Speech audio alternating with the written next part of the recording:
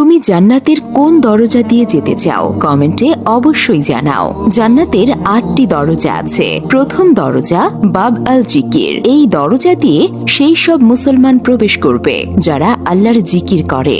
দ্বিতীয় দরজা বাব আল ইমান। এই দরজা দিয়ে সেই সব মুসলমান প্রবেশ করবে যাদের আল্লাহর উপর প্রকৃত ইমান আছে। তৃতীয় দরজা বাব আল কাজিমিন। এই দরজা দিয়ে সেই সব মুসলমান প্রবেশ করবে যারা রাগকে নিয়ন্ত্রণ করতে পারে এবং অন্যদের ক্ষমা করে। চতুর্থ দরজা আল হজ। এই দরজা দিয়ে সেই সব মুসলমান প্রবেশ করবে যারা আল্লাহর সন্তুষ্টির জন্য হজ করেছে। পঞ্চম দরজা আল রায়ান। এই দরজা দিয়ে সেই সব মুসলমান প্রবেশ করবে যারা আল্লাহর জন্য রোজা রাখে।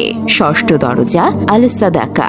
এই দরজা দিয়ে সেই সব মুসলমান প্রবেশ করবে যারা আল্লাহ তাআলার সন্তুষ্টির জন্য দান খয়রাত করে। সপ্তম দরজা আল জিহাদ। এই দরজা দিয়ে সেই সব মুসলমান প্রবেশ করবে যারা আল্লাহর রাস্তায় জিহাদ করে। অষ্টম দরজা আল সালাত। এই দরজা দিয়ে সেই সব মুসলমান প্রবেশ করবে যারা নামাজের ব্যাপারে নিয়মিত ছিল।